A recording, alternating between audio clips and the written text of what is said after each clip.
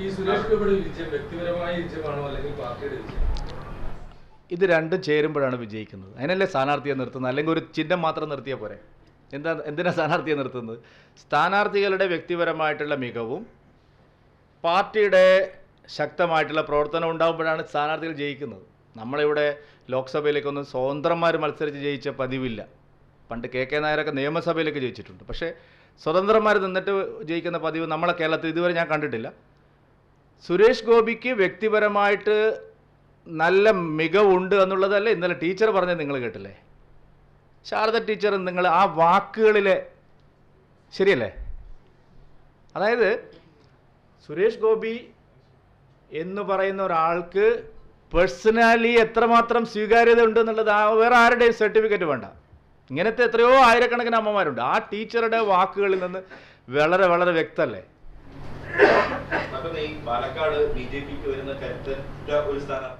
പിന്നല്ലാണ്ട് ഞങ്ങൾ എവിടെയെങ്കിലും ദുർബലന്മാരെ നിർത്തിയിട്ടുണ്ടോ?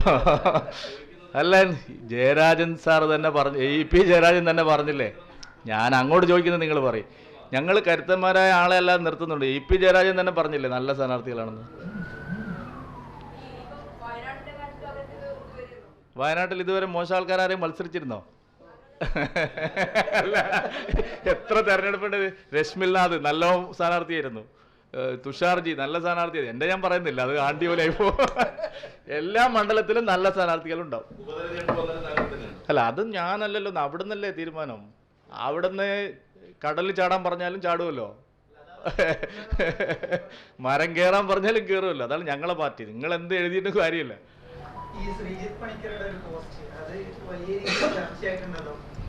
അതിൽ പോസ്റ്റിൽ അദ്ദേഹം പറയുന്നത് മനുഷ്യരെ ഉറപ്പിക്കുന്ന കുത്തിരിപ്പൊക്കെ മാറ്റി വെച്ചാൽ കെ സുരേന്ദ്രനും കെട്ടിവെച്ച കാശെങ്കിലും കിട്ടും എന്ന രീതിയിലൊക്കെയാണ്. നോക്കൂ, ഈ തെരഞ്ഞെടുപ്പിൽ BJPക്കെതിരായിട്ട് ധാരാളം ആരോപണങ്ങളും ആക്രമണങ്ങളും പ്രതിപക്ഷത്തിൻ്റെ ഭാഗത്തുണ്ടായിരുന്നു. പ്രത്യേകിച്ച് ഞങ്ങൾക്ക് വിജയസാധ്യതയുള്ള സ്ഥലങ്ങളിലെല്ലാം. സുരേഷ് ഗോപിക്കെതിരെ ആണെങ്കിൽ ഒരു കൊല്ലം മുമ്പ് തന്നെ അത്തരം ആരോപണങ്ങൾ വന്നു. അദ്ദേഹത്തെ കൽക്കത്തയിലേക്ക് തട്ടുകയാണ് സുരേന്ദ്രൻ, ഇവിടെ സീറ്റ് കൊടുക്കില്ല. അത് കഴിഞ്ഞിട്ട് ഏറ്റവും മോശമായ രീതിയിൽ സ്ത്രീകൾക്കെതിരായിട്ടുള്ള കടന്നാക്രമണം നടത്തി എന്നുള്ള ആരോപണം വന്നു. പല പല ആരോപണങ്ങളും വന്നു. അനിൽ ആൻ്റണിക്കെതിരെ ആരോപണം വന്നു, ശോഭാ സുരേന്ദ്രനെതിരെ ആരോപണം വന്നു, രാജീവ് ചന്ദ്രശേഖർജിക്കെതിരെ ആരോപണം വന്നു. അപ്പോൾ രാഷ്ട്രീയത്തിലെ എതിരാളികളും ചില മാധ്യമങ്ങളും ഓൺലൈൻ മാധ്യമങ്ങളെല്ലാം അത്തരം ആരോപണങ്ങൾ നിരന്തരമായിട്ട് ഞങ്ങളെ തോൽപ്പിക്കാൻ വേണ്ടിയിട്ട് നടക്കുകയുണ്ടായി. നേരിട്ട് വന്ന അത്തരം ആരോപണങ്ങളെല്ലാം പാർട്ടി പ്രവർത്തകർ അവരുടെ സർവശക്തിയും എടുത്തിട്ട് അതിനെല്ലാം പരാജയപ്പെടുത്തി. ഈ ആരോപണങ്ങളെല്ലാം നേരിടാൻ സജ്ജരായ രീതിയിൽ രാഷ്ട്രീയം ഞങ്ങൾക്ക് കൊണ്ടുപോകാൻ കഴിഞ്ഞു. പക്ഷേ ഏറെ വേദനാജനകമായ ഒരു കാര്യം,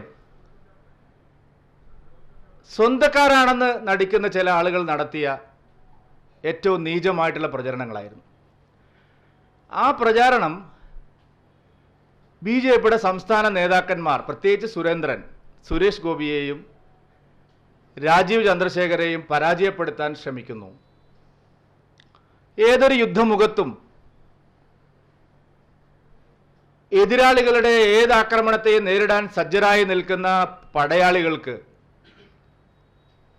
സ്നേഹം നടിച്ചു വരുന്ന ആളുകൾ നടത്തുന്ന ഇത്തരം നീചമായ പ്രചരണങ്ങൾ മനസ്സിലാക്കി എടുക്കാൻ അത്ര എളുപ്പമുള്ള കാര്യമല്ല. സുരേഷ് ഗോപിയെയും രാജീവ് ചന്ദ്രശേഖരനെയും പരാജയപ്പെടുത്താൻ സംസ്ഥാന BJP നേതൃത്വം പരിശ്രമിക്കുന്നു എന്ന് ആവർത്തിച്ച് ചില ആളുകൾ പറഞ്ഞു. അത് പ്രോത്സാഹിപ്പിച്ചാൽ, അതിന് എൻഡോഴ്സ്മെൻറ്റ് കൊടുത്താൽ ഇനി വരുന്ന പ്രസിഡന്റുമാർക്കും ഭാവിയിലെ തെരഞ്ഞെടുപ്പുകൾക്കും എല്ലാം അത് വലിയ ദോഷം ചെയ്യും. അതാണ് നമ്മളെ ഒരു വിലയിരുത്തൽ.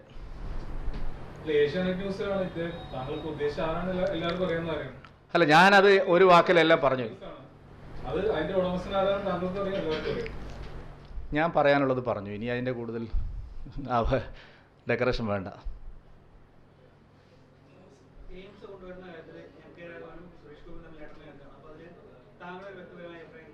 അല്ല, എയിംസിൻ്റെ കാര്യത്തിൽ MK രാഘവൻ അത്ര ചാടൊന്നും വേണ്ട.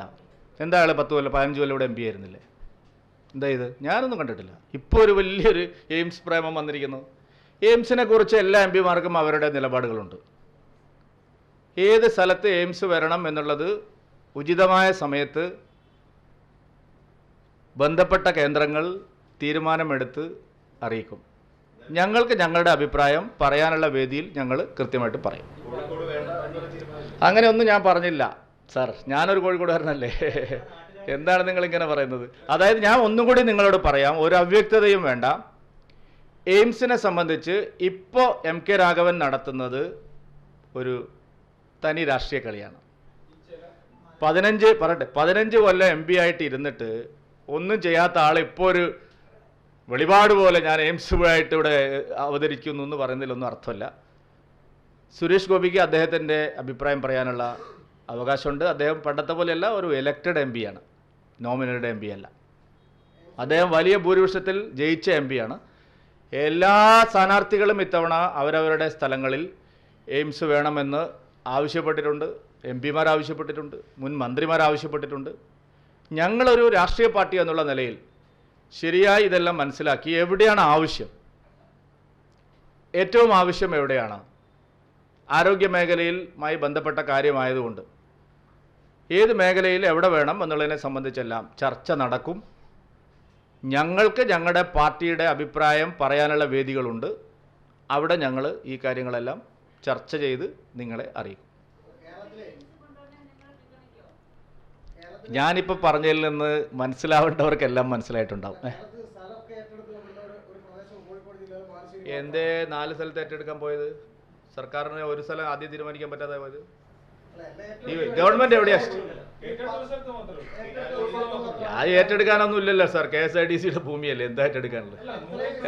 അല്ല, KSIDCയുടെ ഭൂമി ഏറ്റെടുത്തു എന്ന് പറഞ്ഞാൽ അല്ല, അങ്ങനെ ഒരിക്കലും ഞാൻ പറഞ്ഞില്ല. എന്തിനാണ് ഈ ദുഷ്ടലാക്ക്? ഞാൻ ഒരിക്കലും അങ്ങനെ പറഞ്ഞിട്ടില്ല.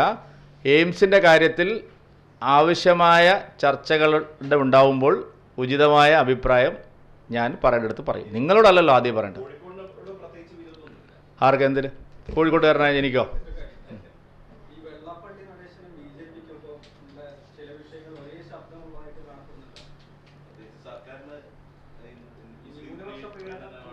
അല്ല, വെള്ളാപ്പള്ളി നടേശൻ ആ കാര്യത്തിൽ എടുത്ത അഭിപ്രായം സത്യമല്ലേ?